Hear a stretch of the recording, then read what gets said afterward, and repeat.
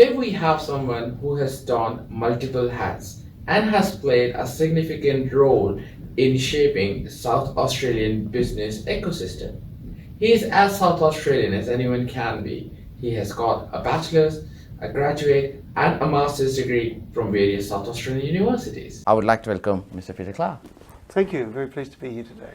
Peter, did you realize this is the first show and you are our first guest? How does that make you feel? Is it because I'm good looking, or or you're looking for some content?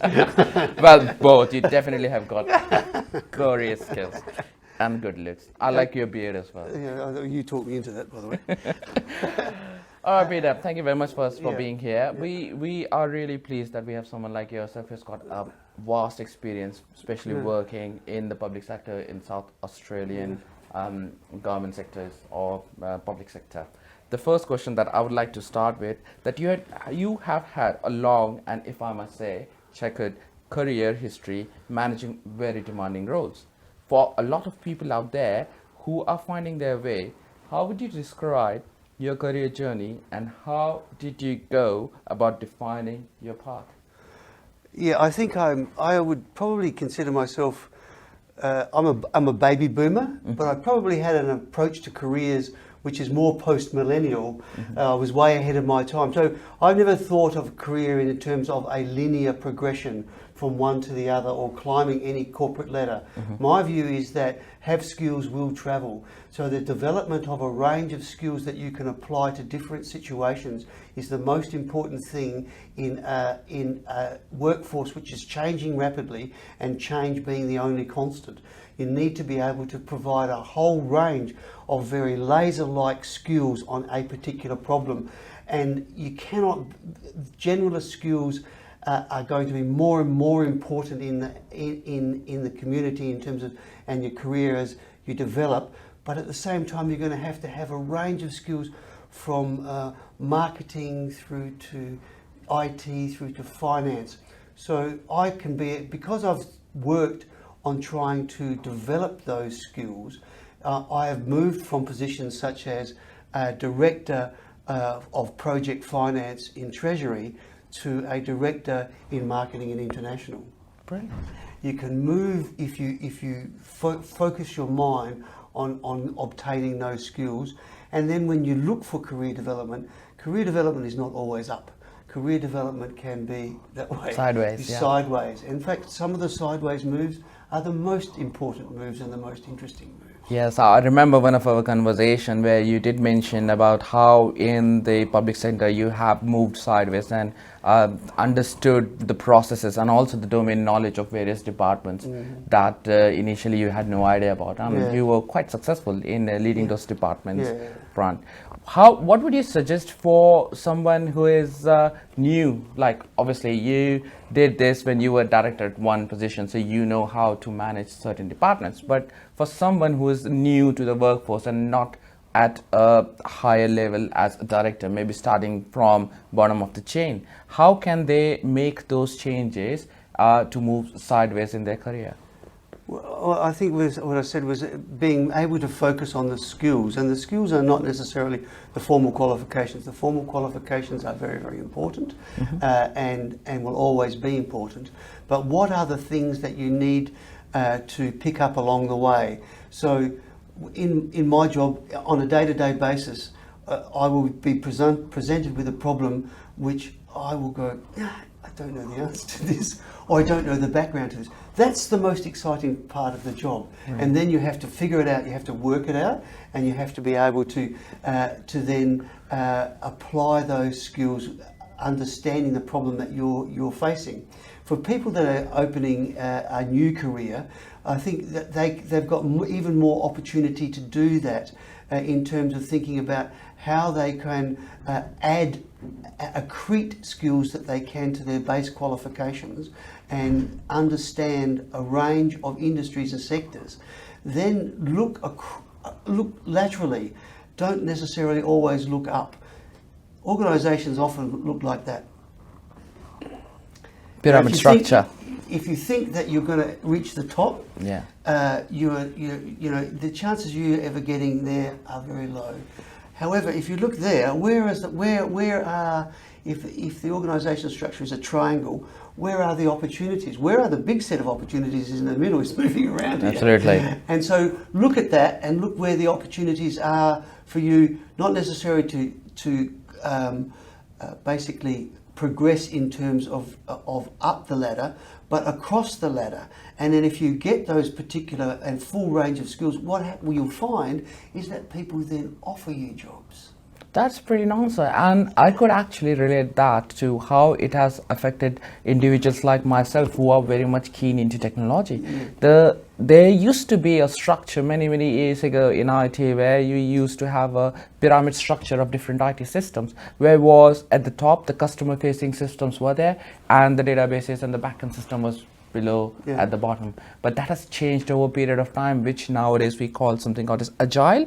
So in agile, what we have seen that we try to follow a lean structure, which basically means not all the system are shaped in a pyramid point of view, but it's more of a lean structure where all the system has access to everyone, and this kind of methodology is also followed in implementation of various IT systems. Yeah, agile. I think agile applies across a whole range of areas and not just IT.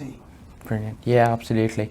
Another aspect that we have worked on was what I have personally known Peter for almost 1.5 to 2 years, and in that I have seen that you are someone who has a strong belief about the importance of public policy and the evolution and impact of education. Can you let us know why you believe so strongly about these and about your role as Director of International Education and Tourism? So, my education process was a little patchy at first. I left school without completing year 12. I went out into the workforce and then I decided actually I better get some education. So then I did adult matriculation, adult year 12, and I graduated from 3 universities. And so the opening up at a late stage of learning, the joy of learning, made me was a complete opening for me, in the sense of, wow, this is really quite interesting, isn't it? Education is not a chore; it's actually something which is really exciting and engaging. And I thought, how could I be involved in that, and how can I let others know about the joy of education? So I went on, in fact, to be a lecturer, and I went on to do various educational management roles. But I've also worked extensively overseas. I've worked extensively through the Asia Pacific, including 8 countries in the Asia Pacific, and living in Indonesia and the Philippines, and working on educational projects. And that gave me another perspective, and that other perspective is that, in fact, all of the research demonstrates that access to education is one of the greatest opportunities to get people out of poverty and to make their lives. So on both counts, the joy of education is a wonderful thing in terms of making people's lives better and in making their lives richer. Absolutely, I agree with that. Education has shaped every one of our life, including us. For the people who are in tech world, someone like myself has done the bachelor's degree, has got the work experience, and then did the master's degree, which massively helped me to understand the right IT processes to follow. And what we have understood over a period of time, that if you follow the right principles, if you follow the right methodologies, and if you design a system or a solution architecture in such a way that it is loosely coupled and is quite flexible, it can save quite a lot of money and for the customers, and it will be very agile to make any changes as per the customer needs. So yeah, that absolutely fits into the real life and into the technology as well. An interesting thing that I have noticed on your LinkedIn profile was about your publication. So you also have a publication, Staying Afloat, Business Planning for Small Business Enterprise.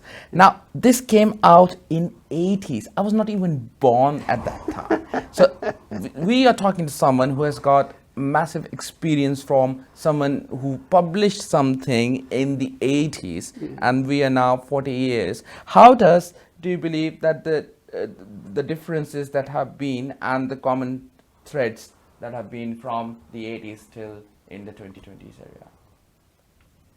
I mean, it's a very, very good question. So the book was published by McGraw-Hill. I started off in a lecturer in small business, and then eventually got more contracts in Indonesia and Thailand, China, and on that basis of how you do small business development. So that was an original one, and then I moved into the project management cycle. But in many ways, the basics of business haven't changed. The tools of business have changed enormously, and the sort of IT tools that we're talking about today provide much more opportunity to be able to break down issues, to be able to understand problems, to be able to provide much more quantitative focus on those problems. But the problems are the same problems. Yeah. And so in many ways, it hasn't changed. I mean, cash flow will always be cash flow. Absolutely. And marketing while the marketing changes and advertising changes have been enormous in terms of now social media, the rise of social media and the ability to target advertising, for example. Yeah. The targeting of advertising was always the key. We just have different tools to do it better now. Yes, absolutely. I think social media and targeting marketing using platforms like Google has really helped small business, even like us, to target advertisement in specific regions. I could imagine back down in 80s when we didn't have internet, the only way we could do was probably printed material or something in newspapers. But now we can focus, when we're publishing ad on something like Google, we can focus and go down to the postcodes where we want to target our customer, and I think that has massively changed the game. It's massively changed the game. So the issue always in advertising, when you were basically focused on print or electronic media, was wastage. Yeah. So now the wastage rate can be cut absolutely to the bone now. So you're not going out to a message that people are not going to, who have no interest in your product or service. Absolutely. I think technology has definitely shaped that side of businesses and has immensely helped businesses as well. Which brings me down to that I'm more of a technology person myself, and I like all things technology. I understand over your career span, you have seen technology evolve and create quite an impact. Yes. Could you walk us through some of the tech impact stories and how businesses today need to embrace technology to remain agile and nimble? Yeah, so I was a director in a private sector professional organisation many years ago, and I introduced the first computing system that the organisation had ever had, and it was a Wang computing system. Do you remember? Does anybody remember a Wang? So they were sort of mini mainframes, mini mainframes. Okay. And so I introduced that, and I knew what I wanted in terms of the outcomes of it, but I had no understanding of the complexity of the IT systems under it. I've had to learn that, and it was very interesting to me at that particular stage, because I remember I had some salesmen coming in and telling me, and they told me, that this is like a PC, and one day we're all going to have these on our desks. And I thought, yeah, right, salesman, yeah, right, okay, yeah. I've got a dictaphone. Yeah. I've got a secretary with an IBM golf ball typewriter. What do I need one of those for? Exactly. But shortly after, I started to understand, yes, this is the future. And so then I realised that I needed to understand that technology if I was to move with the technology. So some of the simple things that I did was I went and learned touch typing before I even started playing with computers. The next thing that I went and did was to try and learn MS-DOS. So, and not that I was ever going to be an MS-DOS programmer, but you understand the structure of how the technology worked, so then you could understand how it could be structured. So then we moved on to, the more esoteric things in those days was WordPerfect 5.1. So then I learned a whole range of applications. So then moving on from there, it was then how do you do systems integration? How do you get things to work together, to talk to each other, and use those for tools for collaborations amongst your staff and higher levels of productivity. And at that stage, what we saw was a whole raft of jobs in our community just stripped out. When I started work, there was typing pools, there was secretaries, there was a whole range of jobs in the market which you can see were disappearing at a rapid rate. But so then these jobs being stripped out, that level of administrative support was not there. So the tools that you needed in order to collaborate and achieve higher efficiencies were going to be key to making any business process work. And there we've seen in this process only quicken and move faster every day as it's gone. Originally it was a slow burn, and now it's a fast burn every day. Absolutely. I think I remember the time when the computers were introduced. Everyone around the market was saying that computers are going to take our job, and there are not going to be any more jobs because a computer can do a job of 100% altogether in few seconds. But at that point, people didn't realize that it's not just the computers are going to work on their own. You need skilled people to make those computers work. And that ties back again to the answer that you mentioned a few minutes ago, which is like keep on improving on your skills. Yes. So if you keep on working on the skills, you can use those skills, and you can be the most wanted person in the market if you possess all the hot skills which are there. Correct. So I think it all ties back to having skills and right mindset. Have skills, will travel. Absolutely. As Australia market has been a huge mecca for technical skills, with your interaction with businesses and government, what are some of the technical areas that you foresee that will hugely be in demand? I think that's a very hard question to answer in the sense of that the technology moves so quickly, and I'm not really the tech guy in the sense of, but what I see is that the soft skills in the workforce are the things that are going to be necessary to make the technology work. So the technology is not going to improve our communication. The technology is not going to improve our decision making. The technology is not necessarily going to improve our lives. What's going to improve those things is our ability to interact with them and to still work within the organisation and with your clients and customers. And so I see that in some ways the tech skills that I'm interested in at any one stage are the tech skills which people do as part of their job, rather than the tech skills that you would see in your work about people who have very detailed understanding of how to run major databases. Right? Absolutely. I don't see that. But what I need is the people who understand how to interrogate those databases, how to ask the right questions around those databases, how to be able to provide opportunities and decisions around those databases in order to make better business decisions. Absolutely. So it's not necessary that you have to work on the technology and you should know each in and outs of the technology.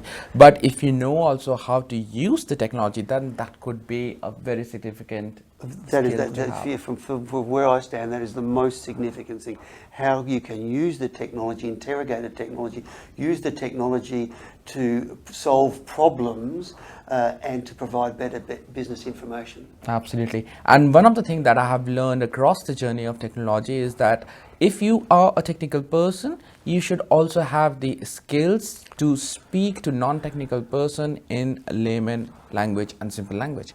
Because what I've often seen, many stakeholders have been coming to us at Microsoft and telling us that how they felt comfortable speaking to us because we were not using technical jargons while we're trying to understand the problem or to explain the solution. So I think that is one of the soft skills that all the technical resources must have when they're interacting with their customers. Right. Now, last question for you. As part of your role in Department of Trade, Tourism and Investment, you would be at the heart of managing a lot of data and information. With multiple agencies and departments within them, the quantum of data, which keeps on increasing, I will assume, how do you focus of managing and maintaining a single moment of truth and breaking down multiple data silos? You've hit the nail on the head. This is the key problem. this is the problem. I don't think we're anywhere near in cracking that nut yet, and how we manage that is going to be one of the most pressing business issues that we move into the future. So, several years ago, a decade ago, there was always the promise of this big enterprise-wide system that was going to solve all of your problems. Right? And so many of the organisations worked on these large enterprise systems, threw heaps of money at them, and got literally nowhere. And so now then the next way has been to for the development of a whole range of niche tools that you can use. Now these niche tools are good and they're much more flexible, they're much more understandable, people can configure them the way that they can, but it won't always get you to one point of truth. But they make it much more human interactive, which is a very good point. And I mean, we still have key issues with the interaction between some of those systems. So some of the systems will be systems for teamwork, so that the files can be shared, that people can work on them jointly, they can work on them continuously at the same time. Very good, perfect. But then we will have our database of our filing system, which what is the interaction with them? Does the information connect into that automatically, or do we have then a split up of the data? And then the third one is where are we going to get the knowledge management system that not only integrates that data into just a basic set of files, but makes the linkages between different questions that you're asking of that data to bring it forward.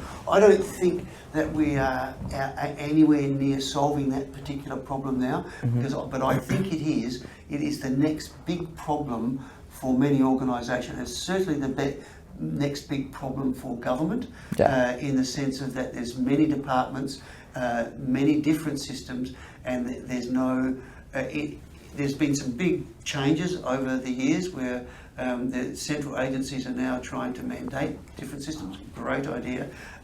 But then the interoperability of data between those agencies, and given the size of the South Australian government, I think is a big challenge. Absolutely. And extension to this question, while we were working with you on the development of new immigration South Australia system, we had multiple systems that immigration was using to do the assessment, to manage to provide the services to the clients which are coming on shore. I would like to ask you, like, how we were able to help you in that side of the business where you had multiple segregated system, we joined them together into one single source of truth, and how was your experience in terms of the processes that we followed? Well, I think we talked about agile earlier, and I think that's one of the key issues. Is that I was saying that I have some experience in government where we're going to get the one source of truth. This is when you were going to have an enterprise system. You were going to have the one source of truth. So basically, what would happen is that you would have a detailed set of requirements. You'd spend at least a year or two working through those detailed set of requirements. Then you'd spend another couple of years developing that up into a complete bespoke closed system. And by the time you've got your system up and working, tested and working, it's 5 years later and your business has changed. So working with you, we adopted a completely different approach. And that was to bite things off in chunk-sized bits, and do that on a prioritised basis for what we needed at that particular stage. So one, it was agile, where we would get the bits that we needed at that particular stage, but then it was also modular because we had in mind a fairly clear vision of where that might end up. But I don't think from my point of view, it was ever going to end up as a finished piece of work. It was always going to be a piece of work which is going to need to be added and changed and adapt to circumstances. Yes, and I absolutely agree with a complex business process as immigration. There are policy changes coming all the time. There are regulations coming in all the time, and to serve our customers better, there are caps which are added and removed at certain point of time as well. So I think a system must be designed in such a way that it is flexible enough to adapt to those changes with minimal impact. And I guess we were able to achieve that using Agile in development and support process. Correct. Cool. I think it has been a fantastic talk with Mr. Peter Klar. We are really pleased, Peter, that you have been here and answered all the questions marvelously. I'm pretty sure for our viewers out there, it is going to be a rich content in understanding how actually the South Australian departments work, especially in the government, and how the technology can affect them and influence them. One of the key phrases that I'll take out, or key learnings that I will take out from that, you should always work on your skills, be it soft or personal or technical. Thank you, Victor. Thank you very much.